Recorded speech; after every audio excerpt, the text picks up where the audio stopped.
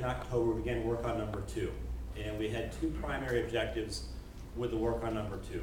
One was to present a greater challenge to players that wanted to go for that green in 2. And the second goal was for players that were laying up to give them more of a thought of what they want to do on the layup shot. In the past, the layup area was very open. You could get to the same point from almost any point in the landing zone. So we undertook probably 3 main areas of work on number 2. The first was off the tee to add new chocolate drop mounds left of the landing zone on number 2. And those mounds will definitely be in play during this year's event. So we've taken what was already one of the harder driving holes in the golf course and tightened up even a little bit more by adding those mounds on the left side. Secondly, in the fairway, at about 125 yards from the green, we've added a trench, for lack of a better word, of bent grass that will make a player decide if they want to lay up short of that trench or carry it over in order to have a level lie and a good view of the green. In addition to that, we also took the fairway and expanded that on the left side past that trench. So a player going over it now has a much wider fairway past the trench to lay up into, and also a better view of the green for their third shot.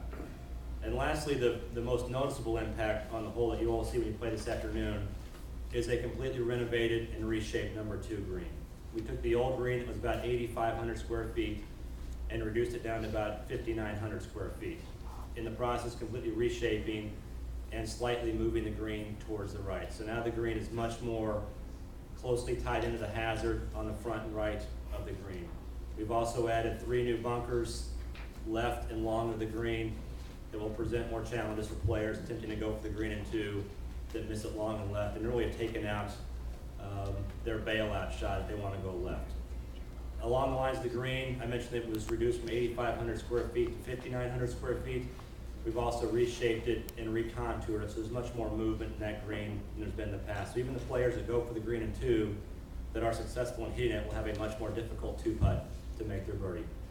And lastly, although not on number 2, right behind number 2, we've also added a new tee box to number 3 that will allow that hole to play up to about 210 yards from the back tee during tournament week.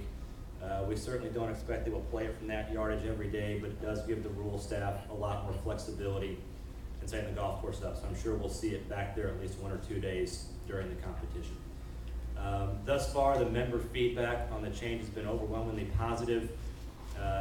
As with much of Gil's work, the initial thought was, boy, that looks a lot more difficult. And in reality, it's probably not more difficult, but it's a heck of a lot more interesting to play, which is always one of Gil's goals and desires when he works here at the club, is to make a more interesting and somewhat challenging golf course that appeals to players of all levels. So although Gil is not here this morning, I'd like to thank he and Jim Wagner and Brad Faxon for their continued support and work on the golf course. They've been a terrific partner for us over the past 3.5 or 4 years, and we look forward to continuing to work with Gil and Jim as we continue to improve the golf course. Thank you very much. Welcome back, and we look forward to a terrific 2010 Deutsche Bank Championship.